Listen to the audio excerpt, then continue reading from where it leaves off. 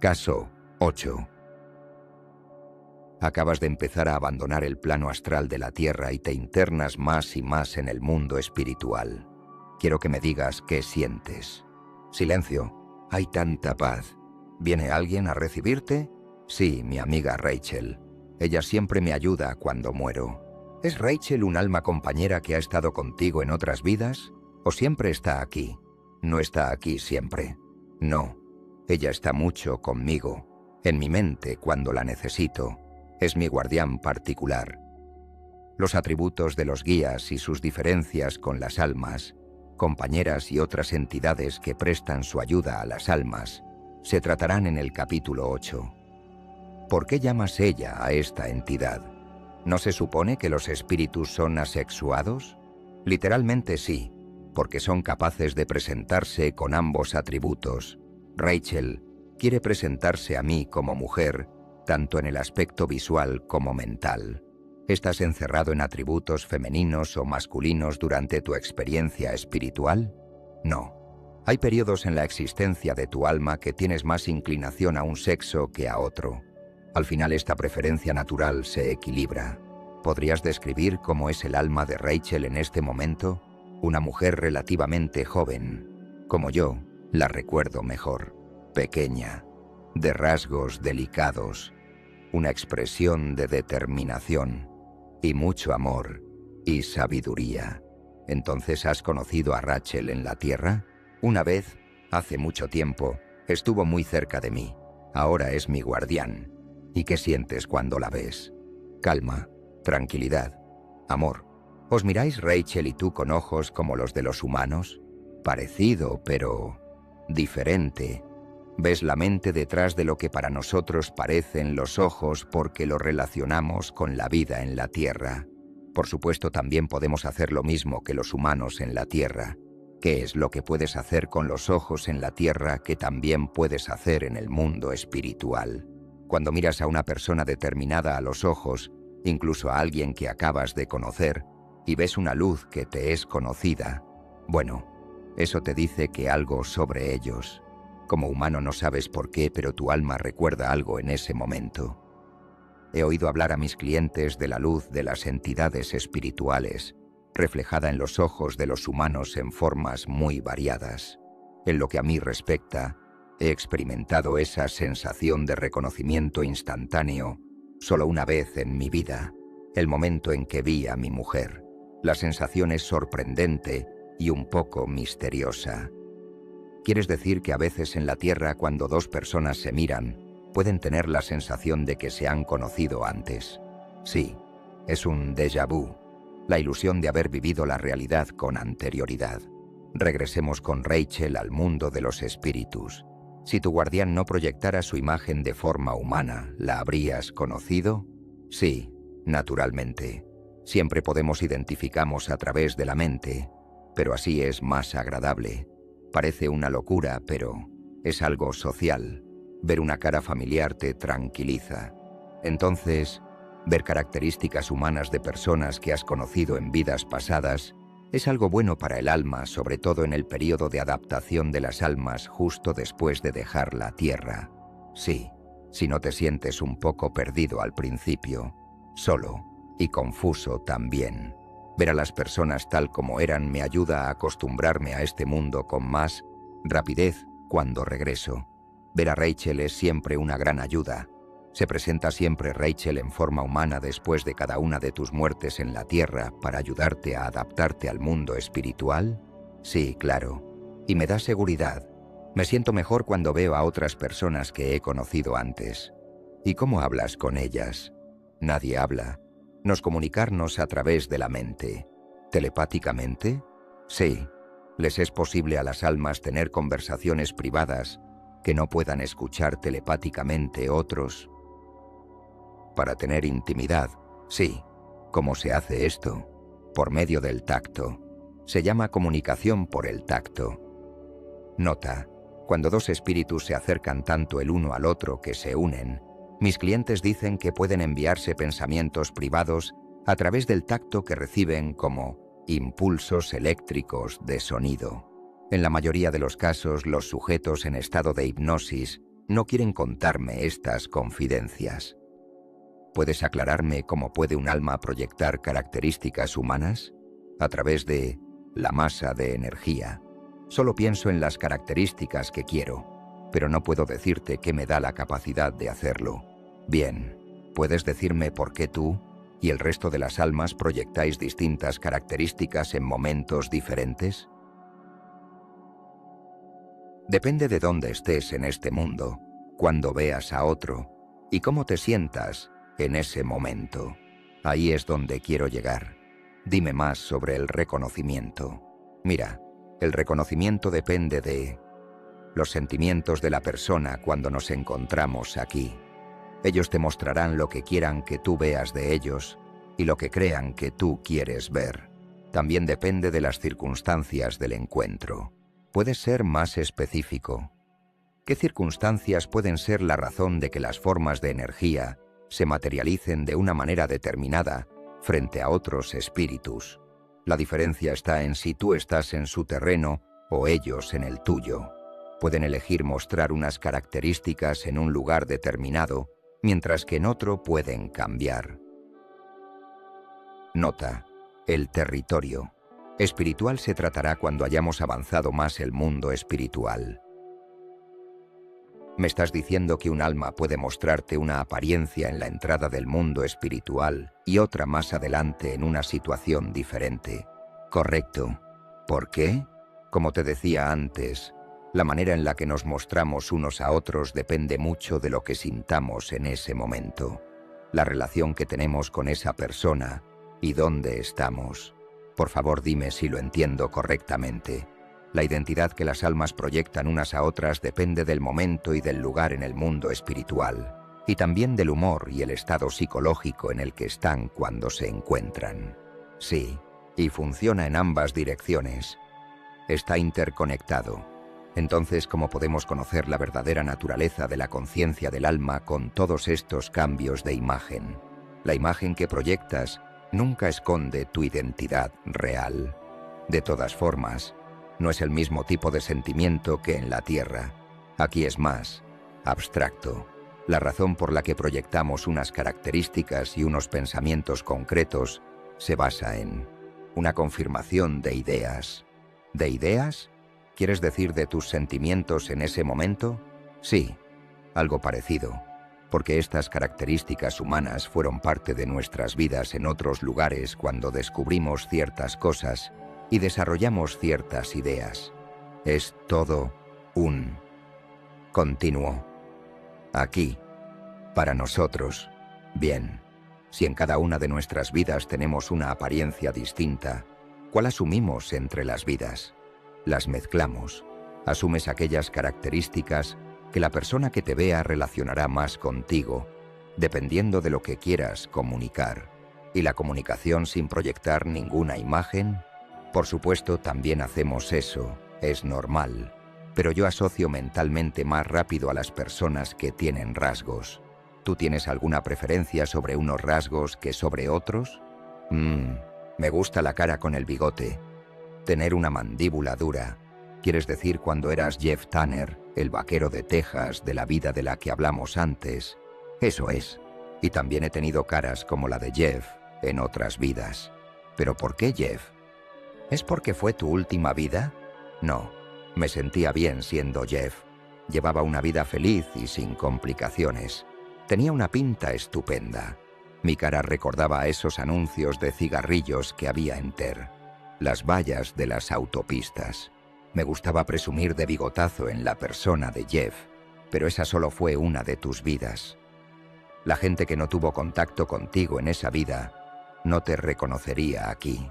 Sí, descubrirían rápido que soy yo. Podría cambiar de apariencia, pero ahora mismo la que más me gusta es la de Jeff. Entonces volvemos a lo que decías antes de que todos nosotros tenemos en realidad una sola identidad, sin importar el número de características faciales que podamos proyectar, ¿no? Sí, ves a todos como son en realidad. Algunos solo quieren que veas su mejor cara por lo que puedas pensar de ellos.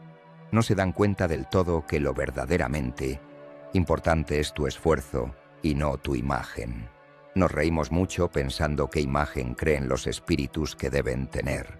Algunos incluso muestran caras que nunca han tenido en la Tierra, pero eso no importa. ¿Son estas las almas más inmaduras? Sí, normalmente sí. Pueden tener dificultades en su desarrollo. Nosotros no les juzgamos. Al final, saldrán adelante. Yo creía que el mundo de los espíritus era un lugar de sabiduría suprema, y tú describes las almas como si tuvieran distintos tipos de carácter y vanidad, igual que si estuvieran en la Tierra. La gente es como es, sin importar la imagen que tengan en sus respectivos mundos físicos.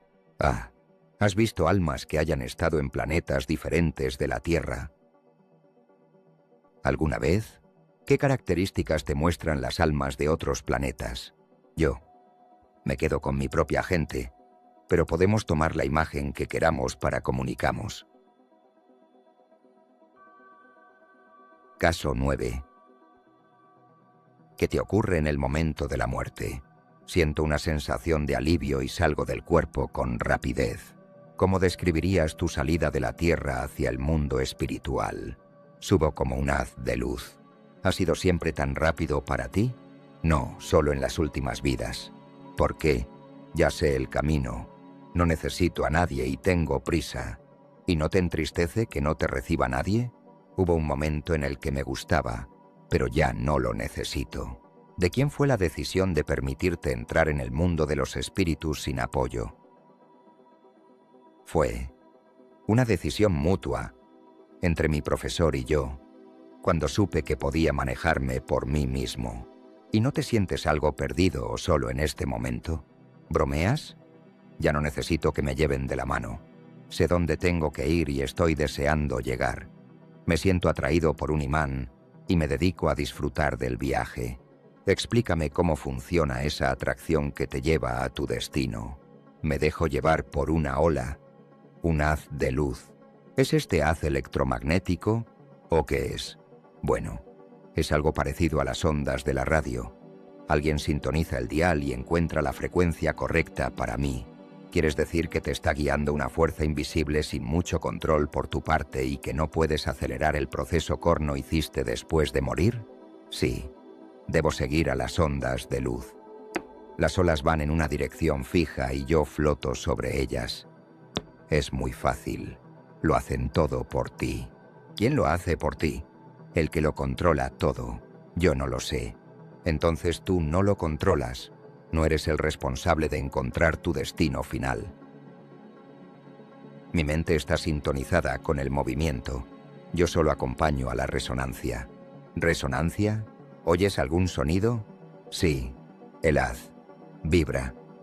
Y yo estoy atrapado en la vibración. Volvamos a lo que dijiste sobre la radio. ¿Está influido tu viaje espiritual por frecuencias de vibración con una calidad de resonancia alta, media o baja? ¿No está mal? Sí, y yo estoy en la onda, como un faro de luz y sonido autodirigido, y forma parte de mi norma tonal, de mi frecuencia. No estoy seguro de entender cómo se combinan la luz y la vibración para fijar las bandas de dirección. Piensa en un diapasón gigante dentro de una luz estroboscópica encendida. Ah, entonces, ¿hay energía? Nosotros tenemos energía dentro de un campo.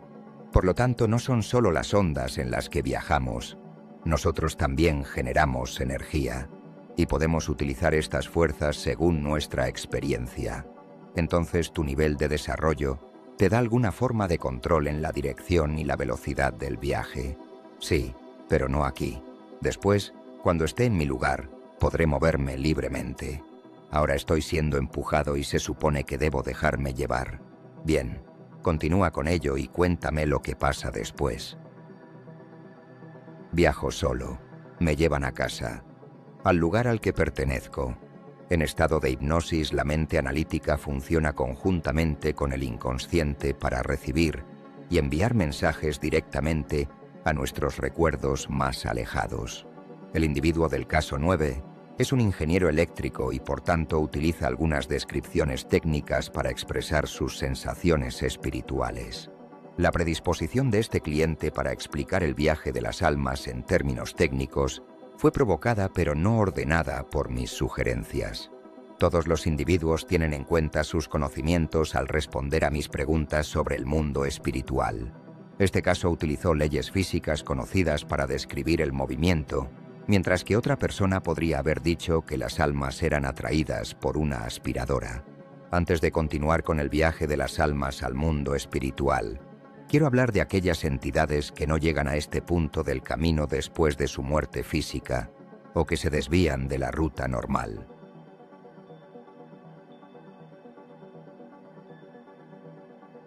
Capítulo 4. El alma desplazada. Existen almas que han sido dañadas tan gravemente que se desvían del camino del resto de las almas hacia su base espiritual. El número de las almas anormales es bajo, comparadas con las que siguen la trayectoria correcta. Sin embargo, lo que les ha ocurrido en la Tierra es muy importante por el grave efecto que ejercen sobre el resto de las almas reencarnadas. Hay dos tipos de almas desplazadas: las que no aceptan el hecho de que su cuerpo físico ha muerto y se niegan a volver al mundo espiritual por causa de esta aflicción, y las que han sido trastornadas por alguna anormalidad criminal en un cuerpo humano o han tenido algún tipo de complicidad con estas anormalidades. En el primer caso, el desplazamiento del alma es una decisión propia, mientras que en el segundo, los guías espirituales apartan estas almas del contacto con otras entidades por un periodo indeterminado de tiempo. En ambos casos, los guías de estas almas están especialmente preocupados por su rehabilitación. Puesto que las circunstancias son muy diferentes en ambos tipos de almas, las trataré por separado. El primer tipo de almas se conoce como fantasmas. Estos espíritus se niegan a volver a casa después de la muerte física y frecuentemente tienen influencias desagradables sobre los que queremos terminar nuestras vidas felizmente. Estas almas desplazadas a veces son denominadas erróneamente espíritus malignos, porque se les acusa de invadir las mentes de las personas con malas intenciones. Este tema de los espíritus negativos ha producido investigaciones importantes en el campo de la parapsicología, pero desafortunadamente también ha atraído a elementos sin escrúpulos que, asociados con el ocultismo, se ceban en las emociones de las personas susceptibles. Un espíritu perturbado es una entidad inmadura que ha dejado asuntos pendientes en la Tierra. Pueden no tener ninguna relación con la persona a la que atrae. Es verdad que hay personas que son conductos especialmente convenientes o receptivos para los espíritus negativos que desean expresar su naturaleza quejumbrosa. Esto significa que alguien en un profundo estado de meditación consciente puede ocasionalmente recibir señales desagradables de un ser sin cuerpo físico, cuyas comunicaciones pueden ir desde lo frívolo hasta lo provocativo. Estas entidades sin reposo no son guías espirituales. Los verdaderos guías nos ayudan, no nos invaden con mensajes mordaces. La mayoría de las veces estos espíritus poco comunes están sometidos a un lugar geográfico concreto. Los investigadores especializados en fenómenos de fantasmas indican que estas entidades perturbadas están atrapadas en tierra de nadie, entre los planos astrales más bajos de la Tierra y el mundo de las almas. Por mis propias investigaciones, he descubierto que no es posible que estas almas estén perdidas en el espacio, ni que sean malignas. Han elegido permanecer en el plano de la Tierra después de su muerte física debido a un alto nivel de descontento. En mi opinión, son almas dañadas por una evidente confusión, pena o incluso hostilidad que llega hasta tal punto que quieren alejar a sus guías de ellos. Sabemos que se puede llegar hasta una entidad negativa y desplazada y ayudarla por varias vías, por ejemplo el exorcismo, hasta conseguir que no interfieran más con el mundo humano. A los espíritus que poseen a personas se les puede convencer de que abandonen estos cuerpos y finalmente vuelvan al mundo y los espíritus. Si el mundo espiritual está gobernado por el orden, si los guías se preocupan de nosotros, ¿por qué se permite la existencia de almas mal adaptadas que ejercen una influencia negativa sobre las almas reencarnadas? Una explicación posible es que tenemos libertad incluso después de la muerte. Otra es que puesto que soportamos tantos trastornos en nuestro universo físico, Las irregularidades y las desviaciones espirituales del camino normal de las almas deben también estar preconcebidas. Los espíritus descarnados e infelices aprisionados en la tierra son posiblemente parte de esta suprema concepción. Cuando estén preparadas, estas almas serán conducidas del plano astral de la tierra hasta su lugar particular en el mundo espiritual. Ahora paso al segundo tipo, mucho más común, de almas perturbadas. Estas son almas que han estado involucradas en actos malignos. Pero primero deberíamos plantearnos si el alma es culpable o no de dichos actos cuando ocupa el cuerpo regido por una mente criminal ofensora. ¿Es responsable la mente, el alma o el ego del hombre, o bien todos a la vez? Alguna vez un cliente me dijo: «Me siento poseído por una fuerza interior que me empuja a hacer cosas malas». Hay personas con enfermedades mentales que se sienten empujadas por fuerzas opuestas del bien y el mal, sobre las que creen no tener ningún control. Después de trabajar durante años con la mente superconsciente en estado de hipnosis, he llegado a la conclusión de que los 5 sentidos del ser humano pueden influir negativamente en la psique del alma. Nosotros expresamos nuestro yo eterno por encima de necesidades biológicas dominantes y de presiones de estímulos ambientales, que para el alma reencarnada son solo temporales. Aunque no exista un yo siniestro y escondido dentro de nosotros, algunas almas no están completamente adaptadas. Las personas que no están en armonía con su cuerpo se sienten desplazadas de él durante toda su vida. Esta situación no es una excusa para que las almas no hagan lo que puedan para evitar el mal en la tierra. Esto se muestra en la conciencia humana. Es importante que distingamos entre lo que ejerce una influencia negativa en nuestra mente y lo que no. Oír una voz dentro de nosotros que nos impulse a destruirnos a nosotros mismos o a otro individuo no se debe atribuir a un ser demoníaco, a una presencia extraña o a un guía renegado y malvado. Las fuerzas negativas emanan de nosotros mismos. Los impulsos destructores de desórdenes emocionales, si no se tratan, pueden impedir el desarrollo del alma. Aquellos que hemos experimentado un trauma personal no resuelto en nuestras vidas, llevamos la semilla de la destrucción en nosotros mismos. Esta angustia afecta a nuestra alma de tal manera que parece que no estarnos completos. Por ejemplo, una conducta caprichosa y adictiva en exceso, que es el resultado del dolor personal, inhibe la expresión de un alma sana y puede incluso atraparla dentro del cuerpo que la alberga. ¿Puede el aumento de la violencia en la actualidad deberse a que el número de las almas que van mal ha aumentado del pasado al presente? Si no tuviéramos otra solución, la superpoblación actual y la cultura drogodependiente y alteradora de la mente en la que vivimos podría apoyar este razonamiento. Pero por otro lado, el nivel internacional de concienciación sobre el sufrimiento en la Tierra parece estar en aumento. Me han dicho que en cada época de la sangrienta historia de la Tierra ha habido un número de almas incapaces de resistirse y enfrentarse a la crueldad humana. Existen ciertas almas, las de aquellos cuerpos que tienen una disposición genética que favorece las anormalidades de la mente, que corren un riesgo especial en un ambiente violento.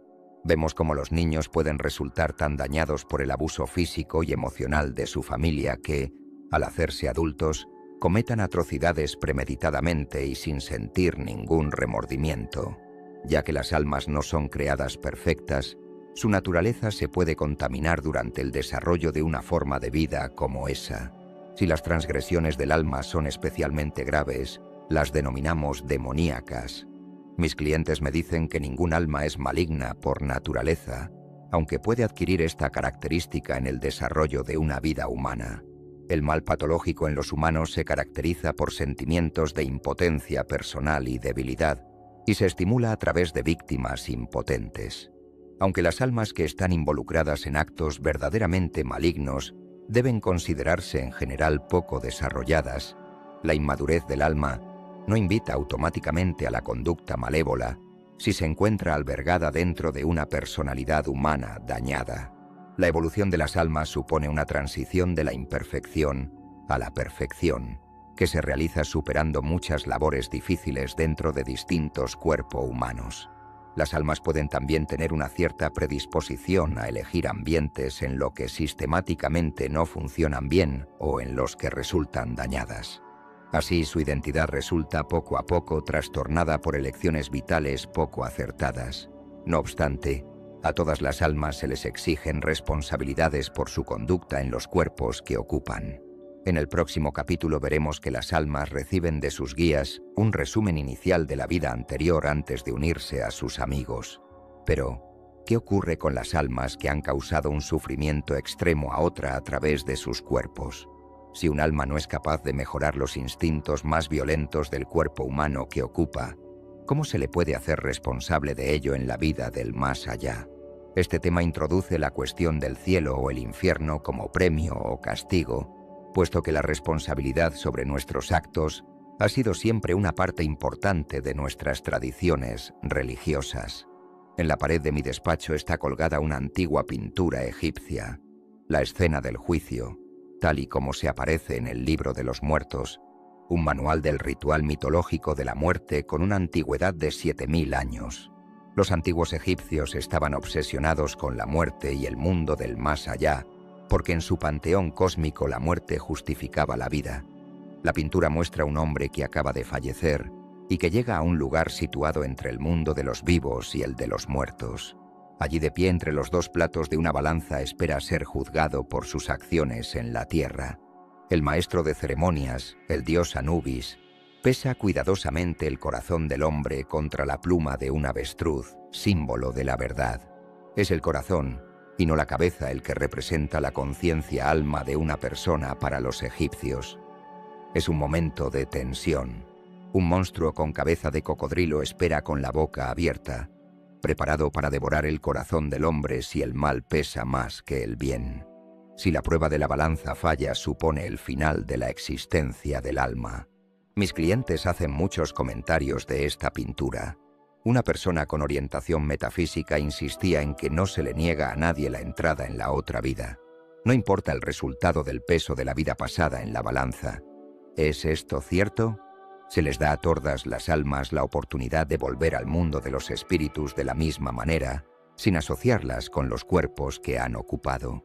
Para responder a esta pregunta, debo decir que una gran parte de la sociedad cree que no todas las almas van al mismo lugar.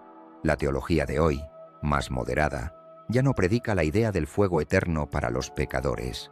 No obstante, muchas sectas religiosas indican la coexistencia espiritual de los dos estados mentales del bien y el mal. Para las almas malas, existen teorías de antiguas filosofías que describen la separación del Dios esencia como método de castigo después de la muerte. El Libro de los Muertos tibetano, fuente de creencias religiosas miles de años antes que la Biblia, describe el estado de consciencia entre las distintas vidas, o bardo, como el momento en el que el mal que hemos hecho nos empuja a la separación espiritual. Si los orientales creían en un lugar especial donde estaban relegadas las almas malas, ¿es esta idea similar a la idea del purgatorio de los occidentales? Desde sus comienzos, la doctrina cristiana ha definido el purgatorio como un estado transitorio de destierro causado por los pequeños pecados cometidos contra la humanidad. El purgatorio cristiano se entiende como un lugar de sufrimiento, soledad y expiación. Cuando hayan eliminado todo el karma negativo, se les permitirá a estas almas la entrada en el cielo. Por el contrario, las almas que hayan cometido pecados graves, mortales, son condenadas al infierno para siempre. ¿Existe el infierno para separar permanentemente las almas buenas de las malas? Todas mis investigaciones con las almas de mis clientes me han convencido de que no existe tal lugar de sufrimiento, con excepción de la tierra misma. Me dicen que todas las almas van al mundo de los espíritus después de la muerte y que cada una es tratada con amor y paciencia. Me han enseñado que algunas almas sufren una cierta separación en el más allá, y esto ocurre en el momento de la orientación con sus guías. Estas almas no siguen la misma ruta que las demás. Los individuos que han sufrido obstrucciones por causa del mal me dicen que las almas, cuya influencia era demasiado débil para apartar el impulso humano de causar daño a otras, son sometidas a una especie de reclusión cuando regresan al mundo espiritual. Estas almas no parecen mezclarse normalmente con otras entidades hasta pasado un tiempo. También me he dado cuenta de que las almas principiantes que se asocian con frecuencia a comportamientos humanos negativos en la primera serie de vidas deben pasar por el aislamiento espiritual. Al final se les coloca junto con otras en un grupo para favorecer el aprendizaje bajo estricta supervisión. Esto no es un castigo, sino más bien una especie de purgatorio para mejorar la concienciación de estas almas. Puesto que el mal tiene tantas formas en la tierra, la enseñanza espiritual y el tipo de aislamiento que se utiliza para estas almas varía. La naturaleza de estas variaciones aparentemente se evalúa durante la orientación con el guía después de cada vida. El tiempo de aislamiento y readoctrinamiento tampoco es siempre igual. Por ejemplo, he tenido casos de espíritus que no se han adaptado bien a sus cuerpos y han vuelto a la tierra directamente después del periodo de reclusión para purgar sus faltas en una buena reencarnación. El caso 10 es un ejemplo de un alma que conoció a uno de estos espíritus. Al llegar al final de este capítulo, quizá quede una sensación difícil de explicar, como si algo dentro de nosotros recordara, aunque sea vagamente, que el viaje no termina aquí. Hoy hemos acompañado a distintas almas en su regreso. Hemos visto cómo el miedo se transforma en paz, cómo la confusión se convierte en comprensión y cómo, poco a poco, aparece esa certeza silenciosa de que nadie está realmente solo. Este capítulo nos recuerda algo profundamente humano, que todos necesitamos ser recibidos, comprendidos y acompañados, que incluso después de la muerte, seguimos buscando aquello que siempre hemos buscado en la vida: amor, reconocimiento y un lugar al que llamar hogar. Tal vez por eso, cuando miramos a alguien a los ojos y sentimos que ya lo conocíamos, o cuando pensamos en alguien que ya no está y sentimos su presencia de algún modo, algo dentro de nosotros sabe que los vínculos no desaparecen, solo cambian de forma. Y quizá la enseñanza más bonita de este capítulo sea esa: que nuestro camino continúa, que seguimos aprendiendo, creciendo y regresando una y otra vez para comprender mejor quiénes somos y para amar un poco mejor cada vez. Si este audio te ha acompañado en algún momento difícil, si alguna de estas historias te ha hecho reflexionar, o si simplemente te ha aportado un instante de calma en medio del ruido del día a día, entonces este tiempo compartido ya ha valido la pena. Gracias por estar aquí, por escuchar, por permitirte sentir y reflexionar junto a nosotros. Si este contenido te ayuda o te inspira, puedes apoyar este proyecto compartiendo el audio o suscribiéndote para que esta comunidad siga creciendo y podamos continuar explorando juntos estos temas que, de una forma u otra, todos nos hemos preguntado alguna vez. En próximos capítulos seguiremos profundizando en este viaje, descubriendo qué ocurre después, cómo se reencuentran las almas y qué sentido tiene todo este recorrido que llamamos vida. Hasta entonces, recuerda algo sencillo pero importante. Quizá estamos aquí aprendiendo, pero también recordando quiénes somos realmente. Gracias por acompañarme una vez más. Nos encontramos en el próximo capítulo. Arsayan Nayasra.